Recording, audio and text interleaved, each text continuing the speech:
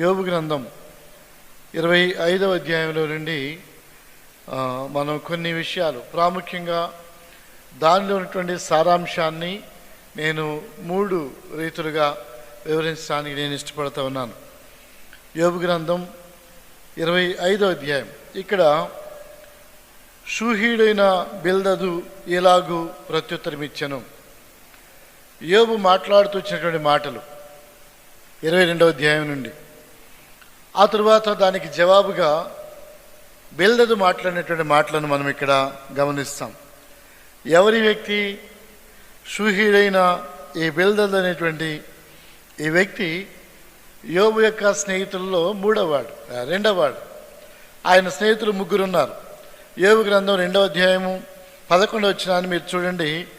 తేమానీయుడైనటువంటి Eliphaz, తేమాను దేశానికి చెందినటువంటి వాడు. తేమాను దేశం వర్తకానికి ప్రసిద్ధిగాంచినటువంటి దేశం. 2వది షూహీడైనటువంటి బిల్దదు. 3వైన నయమాతీయుడైనటువంటి జోఫర్. అయితే ఇక్కడ ఒక మర్మాన్ని మీకు జ్ఞాపకం చేస్తాను. మీకు కొంతమందికి యోబు గ్రంథం చదువుతుంటే అర్థం కాదు, చాలా డౌట్స్ కూడా వస్తాయి. ఎందుకంటే కొన్నిసార్లు మనకు అది కన్ఫ్యూజ్ అయిపోతుంటుంది. అయితే వాక్యం మనం క్రమంగా చదివినప్పుడు అది మనకు చక్కగా బోధపడమే కాదు, మనతో మాట్లాడుతుంది వాక్యం ఎప్పుడు కూడా. సో ఇక్కడ 4వ వ్యక్తి మాట్లాడతాడు. తరువాత 32వ అధ్యాయంలోను 33వ అధ్యాయంలోను ఇంకొక ఆయన మాట్లాడతాడు. ఆయన పేరే ఎలీహు. ఎలీహు ఎవరు మరి? మొదట 3 స్నేహితుల గురించి 2వ అధ్యాయం 11వ వచనంలో ఉంది. అలాగే 42వ అధ్యాయంలో కూడా దేవుడు యోబు యొక్క 3 స్నేహితుల గురించి మొదట ప్రస్తావించాడు, తర్వాత కూడా ప్రస్తావించాడు. మరి ఎలీహు ఎవరు అంటే, ఎలీహు చాలామంది స్కాలర్స్ యొక్క ఒపీనియన్ ప్రకారంగా ఆయన వారితో పాటు వచ్చినటువంటి ఒక కంపానియన్ అయి ఉండొచ్చని, లేకపోతే ఆ లోకల్గా ఉన్నటువంటి వ్యక్తి అయి ఉండొచ్చని కొంతమంది స్కాలర్స్ యొక్క ఒపీనియన్. వీళ్ళందరూ మాటలు వింటూ వచ్చాడు. యోబు యొక్క స్నేహితులు 3 కంఫర్ట్ చేయడం కొరకే వచ్చి యోబుని ఎలాగున్నా మాట్లాడారో, ప్రాముఖ్యంగా వీళ్ళందరిలో కూడా మరి జోఫరు చాలా కఠినంగా మాట్లాడతాడు. 3వటువంటి జోఫరు చాలా కఠినంగా మాట్లాడతాడు. ఆ తరువాత ఎలీహు కూడా మాట్లాడాడు. అంటే వీళ్ళందరి మాటలు వింటూ కూర్చున్నాడు. బహుశా వీళ్ళకి సర్వీస్ చేయడం కోసం వచ్చాడేమో. అందుకని ఆయన అంటాడు, నేను మీ అందరిలో చిన్నవాడిని, నేను కూడా ఇప్పుడు మాట్లాడతాను, వృద్ధులే కాదు నేను కూడా మాట్లాడతానని ఆయన చొరవ తీసుకున్నాడు. ఇనిషియేట్ తీసుకుని మాట్లాడడం ప్రారంభించాడు. సో ఇప్పుడు అది అప్రస్తుతం. కానీ ఇక్కడ 4 వ్యక్తులు యోబుతో మాట్లాడారు. 4 వ్యక్తుల్లో ప్రాముఖ్యంగా 3 ఆయన స్నేహితులుగా ఉన్నారు. ఎలీఫజ్ కానీ, బిల్దదు కానీ, జోఫర్ కానీ, వీళ్ళు స్నేహితులు ఉన్నారు. ఈ 2వ వ్యక్తి యొక్క మాటలను ఈ రోజున మనం ధ్యానం చేస్తున్నాం. ఆయన చెప్పినటువంటి మాటల్లో యోబు ఎలాంటి పొరపాట్లు చేశాడో, యోబు మీద దేవుని యొక్క కృప ఎంతగా ఉందో, అలాగనే లోకం మీద దేవుడు ఎంత కృప చూపించాడో ఆయన మాటల ద్వారా వ్యక్తం చేస్తూ, అంతటి ఉన్నతమైనటువంటి దేవుని దగ్గర నీ భక్తి ఏ పాటిది అని ప్రశ్నిస్తాడు. ఇది జోఫర్ బిల్దదు యొక్క ఉద్దేశం. వాస్తవానికి ఆదికాండం 25వ అధ్యాయం 1వ వచనంలో జోఫర్ యొక్క పూర్వీకులను, షూహీడైనటువంటి బిల్దదు యొక్క పూర్వీకులను మనం అక్కడ చూస్తాం. వీళ్ళందరూ కూడా ఆదికాండం 25వ అధ్యాయంలో వీళ్ళ యొక్క ప్రాముఖ్యతమైనటువంటి వారి యొక్క ఆరిజిన్ అక్కడ వ్రాయబడ్డాన్ని మనం ఇక్కడ గమనిస్తాం. ఆదికాండం 25వ అధ్యాయంలో అబ్రహాము మరలా ఒక స్త్రీని వివాహం చేసుకున్నాను, ఆమె పేరు కెతూరా. ఇక్కడ ఆమె అతనికి జిమ్రాను, యొక్షాను, మెదాను, మిద్యాను, ఇష్బాకు, షూవహు అని వారిని కనెను. ఈ షూవహు నుండి వచ్చినటువంటి వారే షూహీలైనటువంటి వారు అని నేను మీకు జ్ఞాపకం చేస్తాను. ఈ షూహీడ్ అంటే పూర్వకాలంలో అబ్రహాము యొక్క కుటుంబంలో నుండి వచ్చినటువంటి వ్యక్తి. ఆయన యోబు దగ్గరకు వచ్చి మాట్లాడుతూ చెప్పినటువంటి విషయాలు అంటే దేవుని యొక్క ఉన్నతమైన స్థితిని ఆయన వర్ణిస్తూ మాట్లాడడాన్ని మనం ఇక్కడ గమనిస్తాము. దేవుడు ఎంత గొప్పవాడో, ఆయన ఎంత ఉన్నతమైన వాడో, ఆయన యొక్క ఉన్నతమైన స్థితి చూడండి. ఆయన తన ఉన్నత స్థలములలో సమాధానము కలగజేయును, ఆయన సేనలను లెక్కింప శక్యమా? దేవుడు ఎంత గొప్పవాడో, ఆయన మహోన్నతుడు. ఆయన దగ్గర ఎవరు కూడా ఆయన దగ్గర పవిత్రుడిగా ఉండడానికి అవకాశమే లేదు. దేవుడు అంటే తెలుసు, బెల్దదుకు తెలుసు, జోఫరుకు తెలుసు, మరి మిగిలిన ఎలీహుకు తెలుసు, వీళ్ళందరికీ కూడా దేవుడు అంటే తెలుసు. కానీ దేవుని గురించినటువంటి మర్మము వారికి వెల్లడి కానిటువంటి విషయం ఒకటి ఉంది. అది ఈ రోజున మన పాఠ్యాంశం, అది ఈ రోజున మనం ధ్యానం చేస్తున్నాం. యోబు అనగానే శ్రమలకు సాదృశ్యం. యోబు ఎలాగున పాత నిబంధన గ్రంథంలో శ్రమలు అనుభవించాడో, యేసుక్రీస్తు ప్రభు వారు కూడా నిర్నిమిత్తముగా అలాగునే శ్రమలు అనుభవించాడు. ఆయన నలగొట్టబడడానికి ఏమీ హేతువు లేదు, ఆయన శిక్షించబడ్డానికి హేతువే లేదు, ఆయనను దోషి అనడానికి ఒక్క కారణం కూడా లేదు. ఆయన మీద నీవు పాపివి, నువ్వు పొరపాటు చేశావు, నువ్వు తప్పు చేశావు, అందుకే నీకు ఇలాంటి శిక్ష వచ్చింది అని చెప్పడానికి అవకాశమే లేదు. కానీ నిర్నిమిత్తంగానే ఆయన మీద పగబట్టినట్లుగా మనం చూస్తాం. కీర్తనకారుడు అంటాడు, నిర్నిమిత్తముగా ఇదిగో వారు నా మీద పగబట్టిరి అంటాడు. అలాంటి విషయాలన్నీ కూడా యేసు ప్రభువులో నెరవేర్చబడ్డాయి. అలాగనే యోబు కూడా శ్రమపడడానికి ఆయన ఏ పాపం చేసి కాదు, ఆయన ఎలాంటి పొరపాటు చేసి కాదు. మనుషులు ఆయన గురించి అనుకున్నారు. అలాగా స్నేహితులు ఏమంటారంటే, ఓదార్చడానికి వచ్చి దుఃఖపడి 7 రోజులు అన్నపానములు పుచ్చుకోనకుండా అలాగే ఆయనతో పాటు కూర్చుని ఆయన యొక్క దుఃఖాన్ని చూసి ఆ తర్వాత మాట్లాడడం ప్రారంభిస్తారు. ఆ తర్వాత మాట్లాడుతూ ఒక రకంగా ఆయనను ఆదరించడానికి మాట్లాడినట్లుగా మాట్లాడారు. కానీ ఆయనలో ఇంకా ఇంకా ఇంకా లోపాలు వెలుగుతూ ఆయన ఇంకను బాధకు గురి చేసినట్లుగానే మనం చూస్తాం. అందుకనే 16వ అధ్యాయం అంటాడు, మీరందరూ కూడా బాధకే కర్తలు కానీ ఆదరణకు మీరు కర్తలు కారు. యేసు ప్రభు వారు కూడా ఆయన సిలువ వేయబడుతుంటే ఆయనను గేలి చేశారు, ఎగతాళి చేశారు, అపహాస్యం చేశారు, ఉమ్మివేశారు, ఆయనను దూషించారు. ఆయన్ను ఎలాగంటే అలాగా వాళ్ళ ఇష్టానుసారంగా మాట్లాడుతూ వచ్చారు. సేమ్ అలాగే ఈరోజు కూడా జరుగుతూ ఉంది.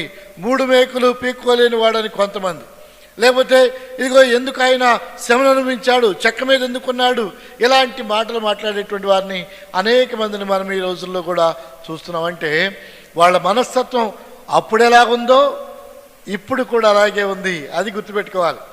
మనస్తత్వం యొక్క కేటగిరీస్లో అవి అలాగే వస్తూ ఉన్నాయి. మనుషులే మారుతున్నారు కానీ మనస్తత్వాల్లో ఎలాంటి వేరియేషన్ లేకుండానే ఉంది. ఇక్కడ గమనించాల్సిన విషయం ఏంటంటే, దేవుడు ఎంత ఉన్నతమైన వాడంటే ఆయన సైన్యమునకు మితి లేదు, ఆయన సైన్యాన్ని లెక్కింపజాలము. అలాగనే ఆయన ఉన్నత స్థలాలలో సమాధానం కలుగజేసేవాడని మాట్లాడుతూ ఆయన ఎలాంటి భేదము లేకుండానే అందరి మీద ఆయన ఒదిగిస్తున్నాడనే సత్యాన్ని కూడా బిల్దదు మాట్లాడడాన్ని మనం చూస్తాం. బిల్దదు అంటే బెల అనే దేవుని యొక్క సేవకుడని అర్థం. ఇక్కడ మనం గమనించాల్సినటువంటి విషయం ఏంటంటే, ఇక్కడ బిల్దదు మాట్లాడినటువంటి మాటల్లో ఇక్కడ ఉదయము అనేటువంటి మాట చూడండి. ఆయన వెలుగు ఎవరి మీదనైనా ఉదయింపక ఉండునా. మహోన్నతులైనటువంటి దేవుడు అందరి మీద ఉదయింపక ఉండునా, ఎవరి మీద నేను ఉదయింపక ఉండునా అంటే, ఉదయించడము అనేటువంటి మాటకు మూల భాషలోకి వెళ్తే ఏమర్థమవుతుందంటే ప్రత్యక్షత అని అర్థమవుతుంది మీకు. ప్రత్యక్షత అంటే ఆయన తనను తాను వెల్లడిపరుచుకోనకుండా ఏ మనిషిని కూడా, ఏ జాతిని కూడా, ఏ దేశాన్ని కూడా ఆయన విడిచిపెట్టలేదు. అంటే సర్వమానవాళికి మహోన్నతమైనటువంటి దేవుడు, ఎవరికి కొంటి కూడా అతీతమైనటువంటి దేవుడు, ఆయన తనను తాను వెల్లడిపరుచుకోవడానికి, ఆయన ఈ లోకానికి ప్రత్యక్షపరచుకోవడానికి ఆయన ఇష్టపడ్డాడు. అది వెలుగంటే. వెలుగంటే ఇక్కడ 2 అర్థాలు ఉంటాయి. వెలుగంటే ఒకటి మనం కాంతి అనుకుంటాం, రెండవది వెలుగంటే ప్రత్యక్షత, రెవల్యూషన్ కూడా. ఒకటి లైట్ అయితే రెండవది ఏంటంటే ప్రత్యక్షత, రెవల్యూషన్. ఈ రోజున రెవల్యూషన్ గురించి నేను మాట్లాడుతున్నాను. అందుకనే మత్తయి సువార్త 4వ అధ్యాయం అంటాడు కదా, చీకటిలో నడుచు ప్రజలు అనేక మంది వెలుగును చూశారు అంటాడు. అంటే వారికి ప్రత్యక్షత దొరికింది. చీకట్లో ఉన్న వారికి అంటే అజ్ఞానంలో ఉన్నటువంటి వారు, చీకట్లో ఉన్నటువంటి వారంటే మతం ముసుగులో ఉన్నటువంటి వారు, చీకట్లో ఉన్నటువంటి వారంటే దేవుని గురించినటువంటి ఎలాంటి అవగాహన లేకుండా వారు దేవుడంటే ఇలాగే ఉండాలని వారు అనుకుంటుంటే కాదు, దేవుడంటే ఎలాగుంటాడు, ఆయన ప్రత్యక్షత తెలియజేసినట్లుగా మనం చూస్తాం. ఆ ప్రత్యక్షతలో ఉన్నటువంటి 3 అర్థాలు నేను మీకు జ్ఞాపకం చేస్తాను. ఒకటి, ఆయన ప్రత్యక్షత ద్వారాగా అంటే సర్వమానవాళి మీద ఆయన ప్రకాశించడానికి ఉన్నటువంటి ఒకే ఒక కారణం ఏంటంటే ఆయన యూనివర్సల్ గాడ్. ఆయనలో ఎలాంటి వేరియేషన్ కూడా లేదు, ఆయనలో ఎలాంటి గమనంలో కలిగేటువంటి ఎలాంటి ఛాయ కూడా లేదు. ఆయన సర్వమానవాళిని ప్రేమించే దేవునికి ఉన్నాడు, సర్వమానవాళి మీద ఆయన కృప చూపించే దేవునికి ఉన్నాడు. అది ప్రత్యక్షత యొక్క మూలము, ప్రత్యక్షత యొక్క మూలం. ఆయన ఎందుకు ప్రత్యక్షమయ్యాడు అంటే ఆయన తనకేదో జనం కావాలని కాదు. ఆయన ఎందుకు ప్రత్యక్షమయ్యాడంటే నీవు నేను మనందరం కూడా ఆయన వెలుగు చేత నింపడినప్పుడు ఆయనకి ఇష్టమైన ప్రజలుగా మార్చబడతాము. మన చీకటి తొలగించబడుతుంది, ఆయన నిత్యరాజ్యానికి వారసులుగా చేయబడతాం. 6వ వచనంలో ఇక్కడ బిల్దదు కూడా మాట్లాడతాడు. మరి నిశ్చయముగా పురుగు వంటి మనుష్యుడు, పురుగు వంటి నరుడు, ఆయన దృష్టికి పవిత్రుడు కానేరుడు డిక్లేర్ చేసేస్తున్నాడు. మనం ఆయన దృష్టిలో పవిత్రులుగా ఉండలేము, కానీ ఆయన ప్రత్యక్షత నిన్ను నన్ను ఆయన దృష్టిలో పవిత్రమైన వారిగా మారుస్తుంది, ఆయన దృష్టిలో నూతనమైన వారిగా మారుస్తుంది. ఆయనకి ఇష్టమైనటువంటి సంఘముగా ఆయన మనల్ని మార్చడానికి ఆయన ప్రత్యక్షమవుతున్నాడని నేను ప్రేమతో మీకు జ్ఞాపకం చేస్తాను. ఇది దీనిలో ఉన్నటువంటి మర్మం. ఇక్కడ మొదటిగా మనం గమనించాలి, దేవుని యొక్క వెలుగు ఎంత ప్రత్యేకమైందంటే ఆయన నీతిమంతుల మీదను అనీతిమంతుల మీదను ఋతువులను వర్షమును అలాగనే వెలుగును ఆయన ప్రకాశింపజేస్తున్నాడు. ఏ భేదం కూడా లేదు. అంటే ఆ వెలుగు, ఆ ప్రత్యక్షత మనకేం తెలియజేస్తుందో ఒకటి మీకు జ్ఞాపకం చేస్తున్నాను. ఆ వెలుగుకు ప్రతిస్పందన ఎలాగుంటుందంటే వెలుగు పడినటువంటి మొక్కలు ఒక రకంగా ప్రతిస్పందిస్తాయి, అలాగే అద్దం ఒక రకంగా రిఫ్లెక్ట్ అవుతుంది, వస్తువులు మరొక రకంగా ఉంటాయి, అలాగే మనుషులు కూడా ఒక రకంగా ఉంటారు. ఈ రోజున మన జీవితం ఎలాగుందో, ఎలాంటి రెస్పాన్స్ మనం ఇస్తామో మనం చూస్తాం. ప్రకృతిలో ఉన్నటువంటి శక్తులను గురించి మాట్లాడుతూ ఇదిగో మొక్కలట ఆ వెలుగు పడినప్పుడు మొక్కలు ఏం చేస్తాయంటే అవి కార్బన్ డైఆక్సైడ్ను తీసుకొని అవి ఆక్సిజన్ని విడుదల చేస్తాయి. సర్వమానవాళికి అవి మేలు. అలాగే దానిలో క్లోరోఫిల్ వస్తుంది, అంటే అది కిరణజన్య సంయోగ క్రియని మనం చదువుకున్నాం. అలాంటి క్రియ దానిలో జరుగుతుంది. ఆ ఫోటోసింథసిస్ వలన మొక్కలకు జీవం కలుగుతుంది. ఈ రోజున ఆ వెలుగు ద్వారాగా మన జీవితం కూడా న్యూ లైఫ్గా మార్చబడ్డాన్ని ప్రభు మనకు జ్ఞాపకం చేస్తున్నాడు. ఎలాగంటే నీతిమంతుల మీదను అనీతిమంతుల మీదను ఆయన వెలుగు ప్రకాశించినప్పుడు మనం ఎలాంటి ప్రతిస్పందన ఇవ్వాలి అంటే గత కాలంలో ఉన్నటువంటి మత విధానాలు మార్చబడాలి, గత కాలంలో ఉన్నటువంటి చీకటి మార్చబడాలి, గత కాలంలో ఉన్నటువంటి పాత విధానాలు మార్చబడాలని వాక్యం మనకు తెలియజేస్తుంది. ఒక్కసారి మత్తయి సువార్త 5వ అధ్యాయము 45వ వచనం ఒక్కసారి చూడండి. 45, 44 వచనం కూడా మీరు ఒక్కసారి గమనిస్తే ఈ మాటల యొక్క సారాంశం మనకు క్లియర్గా అర్థమవుతుంది. మత్తయి సువార్త 5వ అధ్యాయం 44వ వచనంలో ఆయన ఏమంటాడంటే నేను మీతో చెప్పున్నదేమనగా మీరు పరలోకమందున్న మీ తండ్రికి కుమారులై ఉండినట్లు మీ శత్రువులను ప్రేమించుడి, మిమ్మల్ని హింసించు వారి కొరకు ప్రార్థన చేయడి. దానికి సిమిలర్గా మాట్లాడుతూ ప్రభు ఏమంటున్నాడంటే ఆయన చెడ్డవారి మీదను మంచివారి మీదను ఆయన వర్షాన్ని ఋతువులను వెలుగును ఆయన ఇస్తున్నాడు. అవి ఎలాగునా స్పందించి అవి నూతనమైనటువంటి విధానంతో వాటి జీవితాన్ని మార్చుకుంటున్నాయో అలాగే మీరు కూడా ఆ నీతి సూర్యుడు లేకపోతే ఆ వెలుగు మీ మీదకి వచ్చినప్పుడు ఆయన ప్రకాశించినప్పుడు ఆయన ప్రేమను అర్థం చేసుకుంటూ ఆయన కృపను అర్థం చేసుకుంటూ మీ జీవితం కూడా మార్చబడాలి. మీరు ఒకవేళ మీ సహోదరులనే ప్రేమించినట్లయితే మీరు కొత్తగా చేసిందేముంది? బ్యాప్టిస్ట్ వాళ్ళని ప్రేమించి, సిఎస్ఐ వాళ్ళని ప్రేమించి, క్యాథలిక్స్ను ప్రేమించి, లేకపోతే వేరే మతం వాళ్ళని ప్రేమించి ఏం ఉపయోగం? దానివల్ల ఏం ప్రయోజనము లేదు. మీ శత్రువుల కొరకై మీరు ప్రార్థన చేయండి. న్యూనెస్ని గురించి ఇక్కడ మాట్లాడతాడు, న్యూ లైఫ్ని గురించి ఇక్కడ మాట్లాడుతూ క్రొత్త జీవితం ఎలాగుంది అంటే వారు గతంలో లాగా వారి ప్రార్థనా జీవితం లేదు. ఎప్పుడైతే ఆయన వెలుగు వారి మీదకి వచ్చిందో వాళ్ళకి అర్థమైనటువంటి విషయం ఏంటంటే మా ప్రార్థనా జీవితం మార్చబడాలి. శత్రువుల కొరకై ప్రార్థన చేయడం. ఎవరైతే నువ్వు ప్రార్థన చేసినప్పుడు ఎవరైతే నీకు ఆటంకంగా కనబడుతున్నారో వారి కోసమై ప్రార్థన చేయాలి. చూడండి, ఇదిగో మీరు మిమ్మల్ని ప్రేమించు వారినే ప్రేమించినలా మీకేమి ఫలము కలుగును, సుంకరులను అలాగనే చేయుచున్నారు కదా. కాబట్టి మీరేం చేయాలంటే, ఇదిగో పరలోకమందున్న తండ్రి పరిపూర్ణులుగా ఉండినట్లుగా మీరు కూడా పరిపూర్ణులుగా మార్చబడాలి. అంటే ఈ న్యూ లైఫ్ ఎలాగూ సాధ్యమనగా యేసు ప్రభువులోనే సాధ్యం. ఆయన మనము ఇంకనూ శత్రువులుగా ఉండగానే ఆయన మనల్ని ప్రేమించాడు. మనం ఇంకనూ శత్రువులుగా ఉండగానే మన కొరకై ఆయన ప్రాణం అర్పించాడు. ఆయన సిలువ నిన్ను నన్ను క్షమించింది, సరిచేసింది.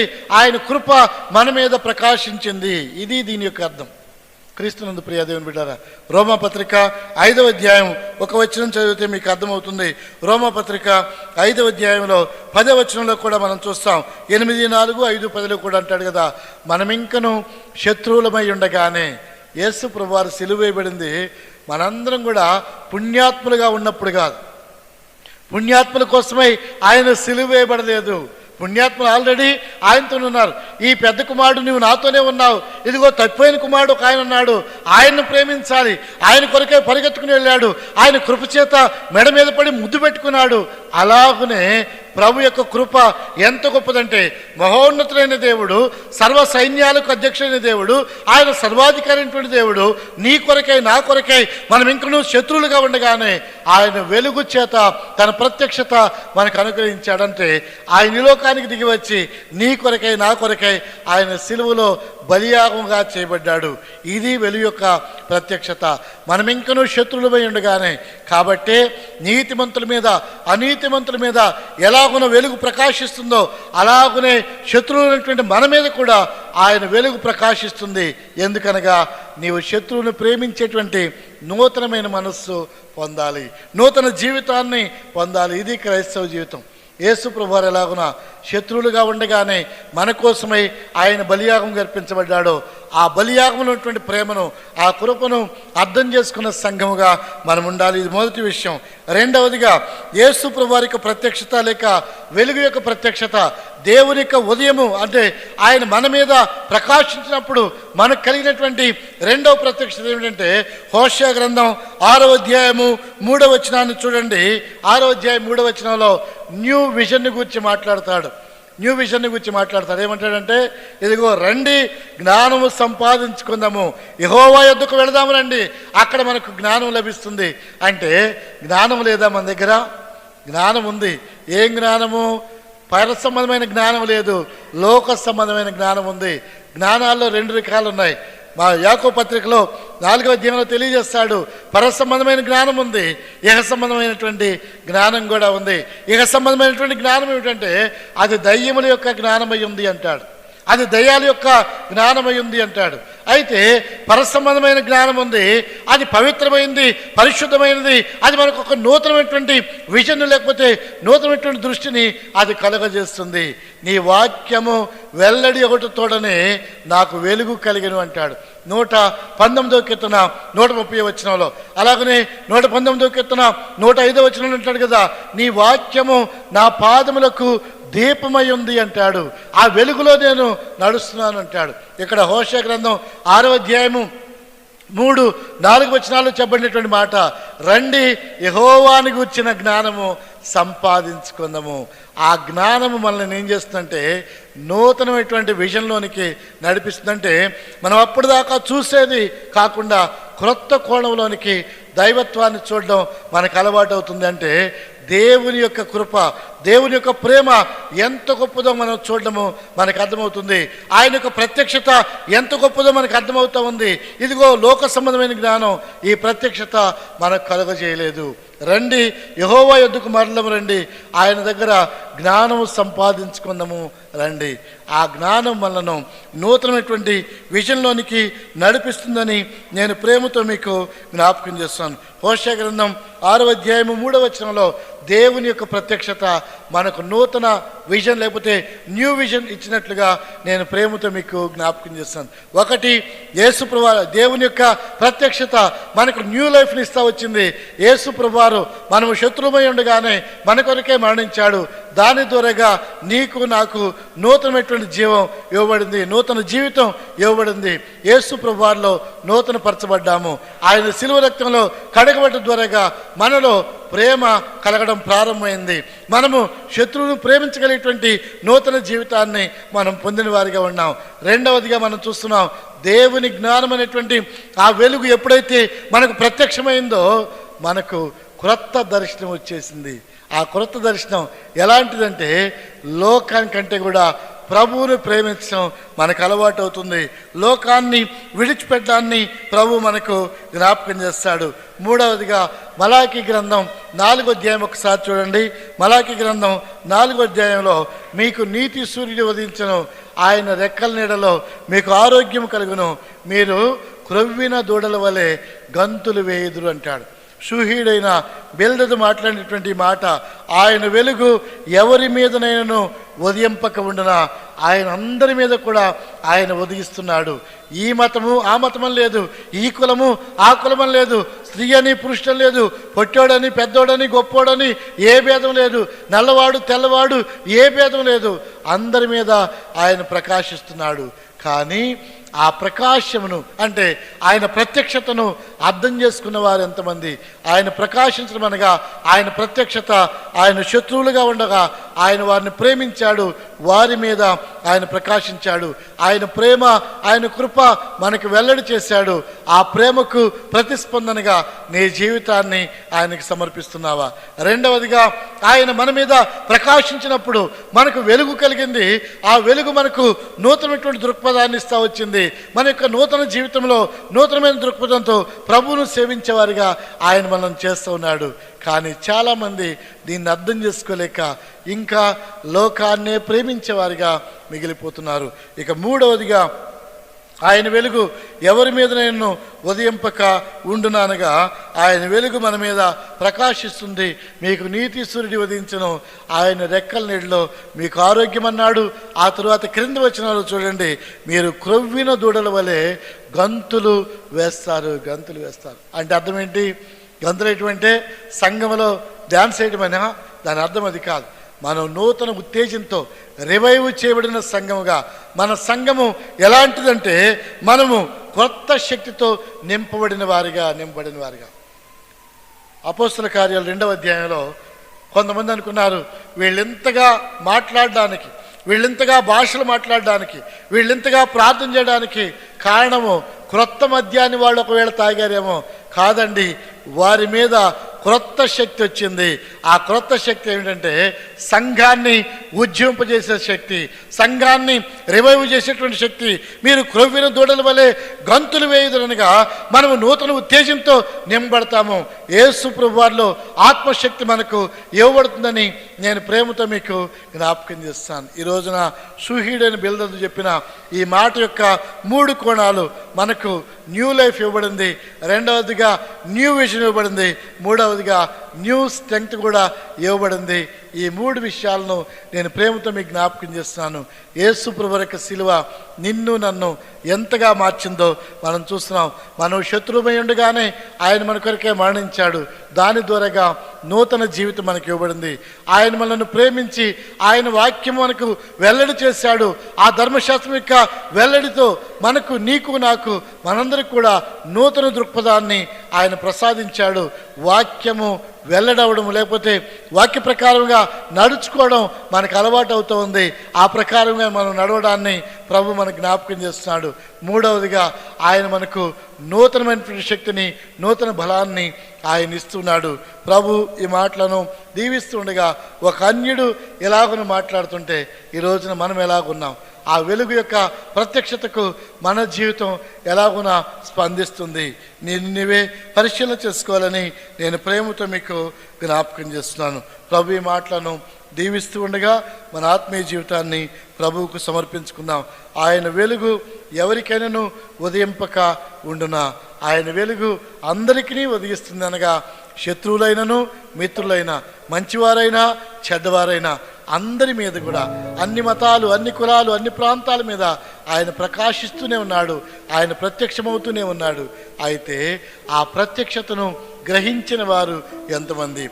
వెలుగును గ్రహించిన మొక్కలకులాగా, వెలుగును ఉపయోగించినటువంటి భూమిలాగా, వెలుగును ఉపయోగించినటువంటి మనుషులకులాగా మనము కూడా మన ఆత్మీయ జీవితం ఉండాలని నేను ప్రేమతో మీకు జ్ఞాపకం చేస్తున్నాను. తలలు వంచండి, ప్రార్థన చేసుకుందాం.